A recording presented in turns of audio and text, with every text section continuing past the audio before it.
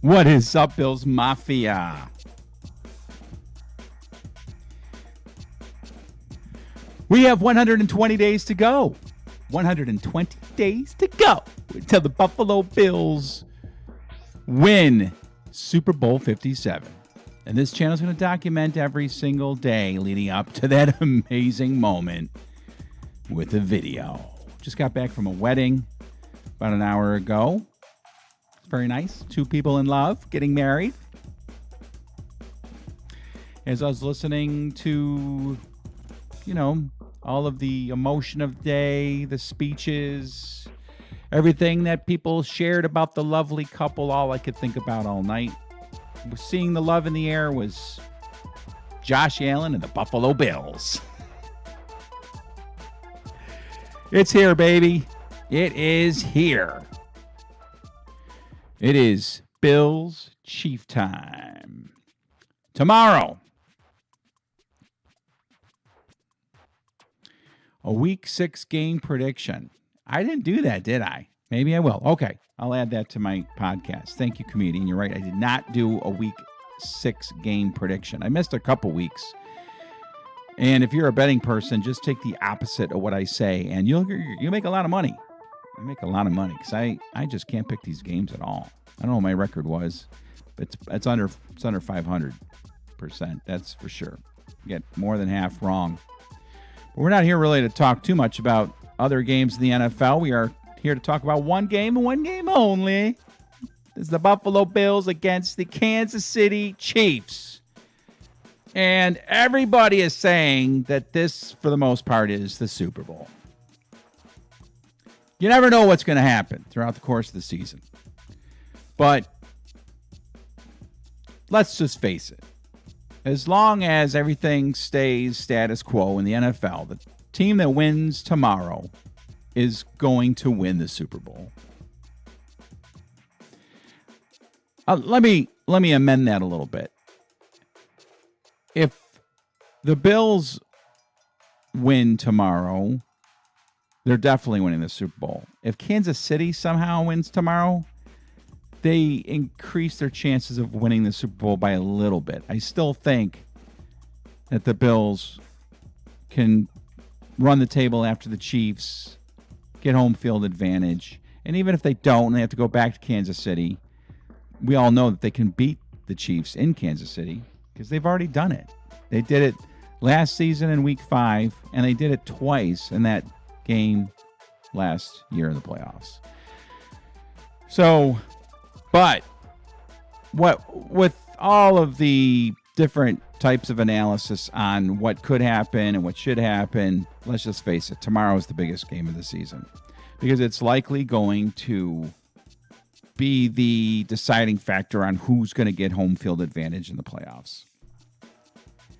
Of course, it didn't last season. The Bills beat the Chiefs in Kansas City, and then the Bills ended up losing a bunch of games. My guest last night said that he thinks that after the Bills beat the Chiefs last season, that they kind of took things, took things off, kind of took a little vacay. And that's how teams like the Jacksonville Jaguars and the Tennessee Titans, who are the next week, were able to sneak up on us and pull out a win. I thought that was a pretty good take. That might be the case, but that won't happen this season. They will likely go in and beat the Chiefs tomorrow, and then it'll just be they'll have their foot on the gas the rest of the season. That's what I think. But what I wanted to do is not necessarily break down the game at all. I mean, it is, pretty straightforward. The Bills have a better defense. They can get to Patrick Mahomes. They should get to Patrick Mahomes. They need to really try to stop Travis Kelce from doing too much damage, force Mahomes to try to get the ball to Valdez-Scantling or any of the other receivers, Juju Smith-Schuster, because they're not going to hurt us. They certainly won't hurt us like Tyreek Hill did. And what's up, Bills Maniac 210? It's good to see you in the house. And don't turn the ball over. If the Bills don't turn the ball over tomorrow, or certainly don't turn it over more than once, I think this should be a cakewalk. If they start turning the ball over against the Chiefs like they have against these other teams, then it might be a different story. But I see the Bills winning this one. I'll give my prediction here in a second. In the meantime, comedian Mo Brown said, hey, man, you didn't pick the games for week 6. So, let's just do that real quick. Let's get on the internet, pull up the matchups, and we'll go through them one by one. Of course, I did not pick the Bears and Commanders game. Who would I have picked? I probably would have picked the Bears. But with that said, we're going to go through real quick, pick some games. Like I said, if you're a betting person, just take the opposite of what I say, and you should make us yourself some money. All right, my screen doesn't look too good, but real quick, we got the Ravens right there and the Giants. That's an interesting matchup. The Giants, of course, playing some good football. Winning football is good football, right? I don't know if they're really a 4-1 team. Hosting the Ravens, I like the Giants. I like the Giants in that game. I think they'll get after Lamar Jackson, and they'll just continue to roll. I don't think the Ravens are that good. Then we have the Jaguars and the Colts right there. Jaguars and the Colts. That's a real interesting game, right? Colts, Jaguars. I'll take the Jaguars in that one. They just seem to have the Colts number. Then we have the Browns and the Patriots. The Browns, they could have a decent record right now, but they just keep blowing games left and right. Missed field goal last week. Of course, they gave up incredible comeback win against the Jets, I think maybe the week before that or 3 weeks ago. Yeah, the Browns at home. I like the Patriots in this one. I think the Patriots defense is just too good. Then we go to the Bengals and Saints. Bengals and Saints. I don't know. Saints are at home. I'll take the Saints on that one. I'm not giving any scores either. And Pittsburgh Steelers hosting the Buccaneers. Watch out for an upset here. Because I like the way Pickett played in that game against the Bills. And I think they've got an offense that can score on the Bucs at home. And Tom Brady, his head's spinning because Giselle is leaving him. And when you have woman problems, that affects you at your job, right? It affects me. So I'm taking the Steelers and a major upset there at home against the Buccaneers. You mark it down. Mark that one down, baby. Then we have the 49ers and the Falcons. I like the 49ers in this one. 49ers are playing some good football. I hear that they got maybe one of the best defense, if not the best defense in the league. And what's up, Bills Mafia Hitman? Then we have the Packers against the Jets. Packers playing home against the Jets. I don't see the Jets pulling one out there. I don't think it'll be a blowout or anything. I think it'll be close. I think the Jets will be in it to the end. Vikings and Dolphins. I guess Tua's coming back. Boy, if he gets another concussion, forget about it. That will be just bad news for the NFL. I see the Vikings going in there and taking down the Dolphins.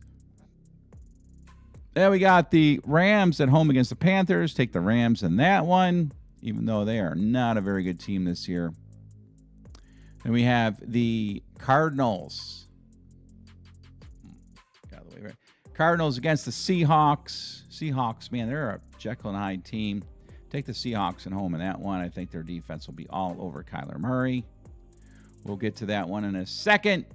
Ooh, probably the second best game of the week. Cowboys and Eagles. Eagles at home. I like the Eagles in that one. And then the Chargers and the Broncos. Broncos are horrible. Chargers are a better football team and they're at home, so take the Chargers there. Finally.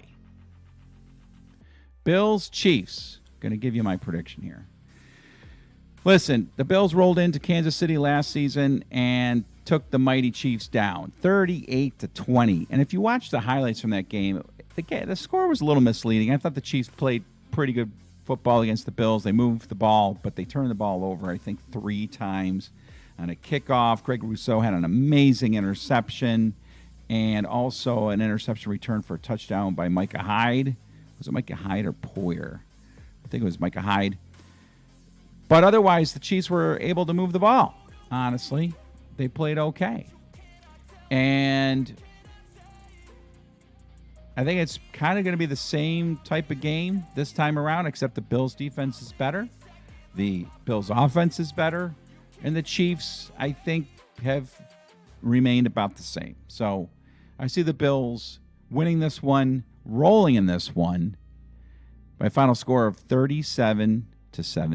It's going to be the same difference in score as it was last season. Kind of, let's what last season it was 30. It was 18 points. So this one will be actually a little bit more. What's 37-17? That's 20, right? Yeah, okay. So yeah, look for same score, right? I'm tired. Bills 37, Chiefs 17 in this one. Mark it down. And this is the video where you predict the score of the game. If you get it exactly right, I'll send you a cool hat and a Bills pullover. We had our guest last night. He locked his prediction in. He was a Chiefs fan, so hopefully he does not walk away with a hat and a pullover. If he wins, I'm sending him a Bills hat and a Bills pullover. And that's that. All right, 37-17 tomorrow will be the final score. That's what I'm saying. Now, this video is, again, not about necessarily the game itself. We've talked a little bit about it, but we kind of went over it for the past, few days. You've probably just eaten up all kinds of content on Bills Chiefs from all different podcasts, the ones that really know what they're talking about. I'm not going to go any further. I've kind of laid out the game plan. Just don't turn the ball over and, try to shut down Kelsey. That's that. And the Bills get the win. That's as far as I'm concerned. But during the week, I got a DM from a buddy that I was in the Army with, and he is in Missouri. He's a big Kansas City Chiefs fan. And, I hadn't heard from him in months, but of course he comes out of the woodwork ahead of the game. I give him credits before the game and not after the game because he won't be contacting me after the game. And he sent me a video of a recap of last season's game, try to stick it to me. And for a few seconds, it bothered me. I'll be honest, I almost unfriended him. I almost said, all right, I have had enough with this guy. But then I thought to myself, no, I'm not going to let these people get the best of me. I'm not going to let them use something from the past, which is history, prologue to this, and let that somehow, some way get under my skin. No, I didn't do that. And I thought to myself, how can I use this as a way of propelling me with positive energy about tomorrow's game? Tomorrow's big, huge, gigantic game. Bills, Chiefs. That's incredible. I mean, we're ready, right? I'm ready. I'm ready to roll. And so I thought to myself, you know what? When somebody hands you a lemon, you make iced tea. That's what I think. If somebody wants to, fight you with fire, you fight them back with a brick. Knock it upside their head.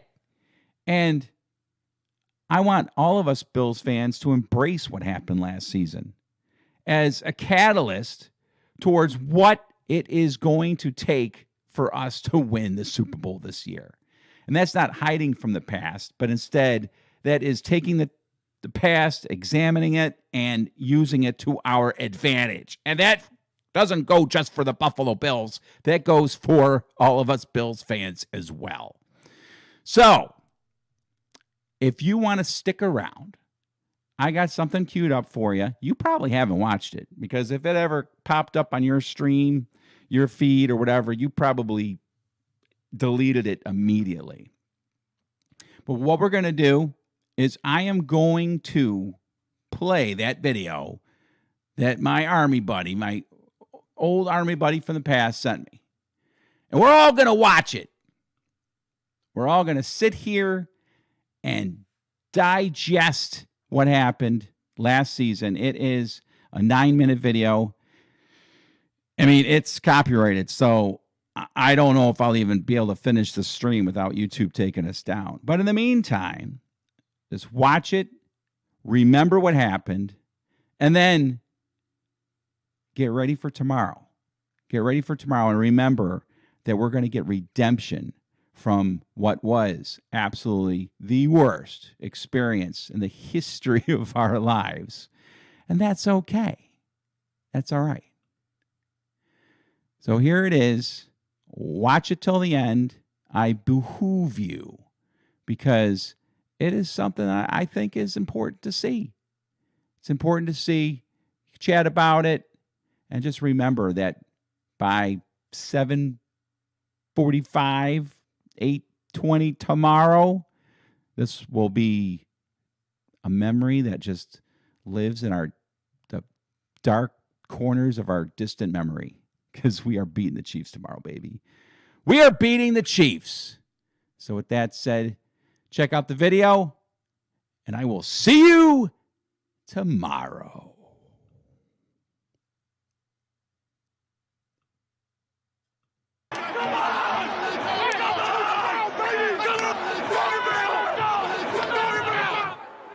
A 17-play touchdown drive and a 3-point lead for Allen.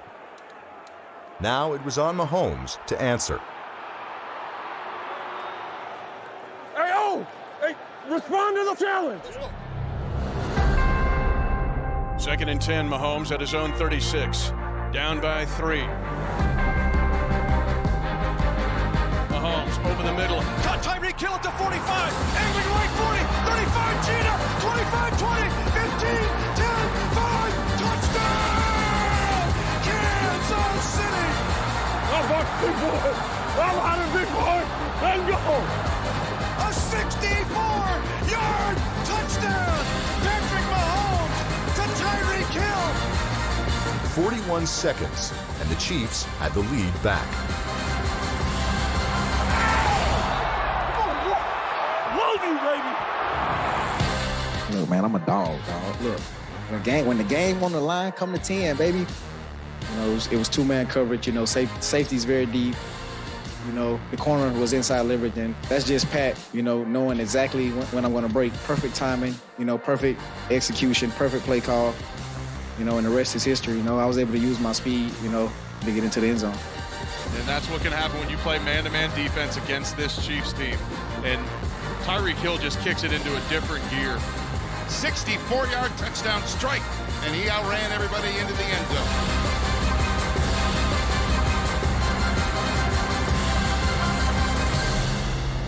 Hey, 1-5.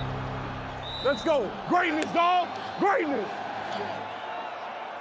Allen continued to match Mahomes throw for throw, as Chiefs Kingdom's prayers for a clinching defensive stop went unanswered. 1st and 10 for the Bills at the Kansas City 19. Allen in the pocket, fires for the end zone, caught, touchdown, Buffalo Bills to take the lead. Gabriel Davis at 13 seconds to go in the game. The Chiefs, who thought they had one miracle, has seen Josh Allen come right back. Come on! Unbelievable finish. 3 touchdowns in the last minute and 45 seconds. They go back and forth, and the Bills have the lead. 13 seconds. 3 timeouts.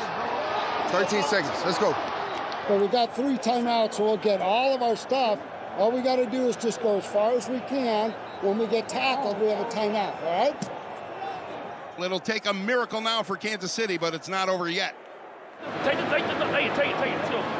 With Mahomes, you're trying to do something that gives Butker just a chance, even if it's longer than anything in his career. You have any special advice to Pat right there when Buffalo took the lead for the last time? Yeah, when it's grim, be the Grim Reaper. it wasn't hard to keep them focused. We believe all we could do at that moment was try to find a way to get in field goal range, and we have that belief. We have the belief that we're going to do it. 13 seconds, you looking at the clock, you like, you know, but deep down inside, we like, hey, we can do this because we got the playmakers to do it. Nobody panicked. We practiced those situations about quick passes and calling timeout. One play. 3 timeout. You got 2-4. On first down. This time sidearm. Hill picked up 19. Hit sweet. Have a chance to get Butker in field goal range. One unscripted route adjustment was all it took for KC to deliver a shocking turning point. Chiefs have the ball at their own 44. 8 seconds left, down 3. They got to get one more chunk here. They need about 15 yards to have one of those long-range Hail Mary kicks. Going to throw it right away right now to someone in the middle. Down the middle. Oh, my goodness! It's going to be a 48-yard attempt. Only 48 yards. That's what it'll be. One of the greatest duos in the history of the National Football League. Patrick Mahomes to Travis Kelce. How do you let him get that open? Travis Kelce was able to get so open because he and Mahomes got a preview of Buffalo's defensive scheme, thanks to an ill-timed timeout by the Bills. Third and final start timeout, Buffalo. McDermott looking at what the Chiefs were lining up, forcing Kansas City maybe to rethink the play they're going to run here. The play to Travis, I mean, it was kind of a thing where he wasn't necessarily supposed to do that, but after the timeout, we got to look at what the defense was doing. Unfortunately for Buffalo, KC did adjust their approach because Kelce noticed cornerback Levi Wallace using heavy outside leverage to guard the sideline, and linebacker Matt Milano shaded to the 3-receiver side. Travis, he actually said it to me. He's like, hey, if they do it again, I'm going to take it right down the middle between both the guys guarding me. Hey. They play it like that. That team is open. Let the ball go down immediately. Yep. They called a timeout right before we went out there and ran that play, and I told them I'm probably not going to run the route that it's called. I'm just going to run to the open area. I didn't love how the Bills played defense there. They were defending the sidelines, and they let them just eat away the middle of that field. It's a pretty common defense in a situation like that. The defense will try and take away the sideline throws, trying to give you more of the seams in the middle of the field open. They go to the single side of the field with Travis Kelce. Outside leverage by their defense. Outstanding job dissecting this defense. Pat, probably midway through his cadence, he was screaming at me at the line of scrimmage, do it. Like, do it. And I was just like, all right, here we go, boys.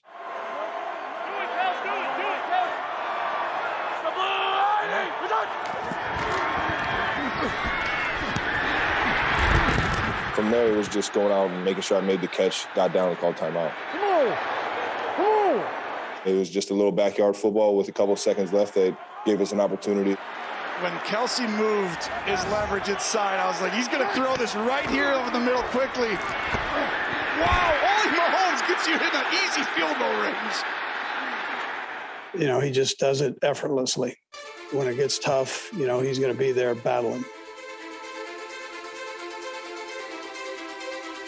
We're there with 13 seconds left. Nobody threw in the hat and quit. The guys just believed it, that it was going to get done. And so now you're looking at just a 49-yarder to send it to OT. Give ourselves a chance, baby. Come on. Nice timing. Come on, bunch. Placement down, the snap was a little low, but Butker gets a kick up, and he ties the game. We're going to overtime. Good job, let's go. And this has been a defining moment for Mahomes to Kelce on that play.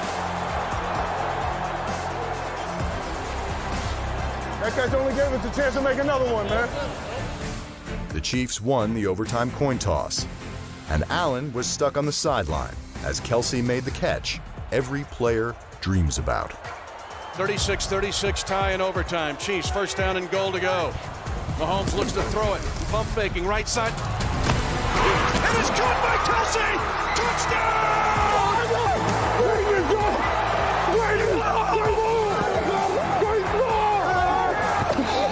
And the Chiefs have won this incredible divisional playoff game in overtime. What an amazing display. Leadership, playmaking ability. Patrick Mahomes carving up this great Bills defense.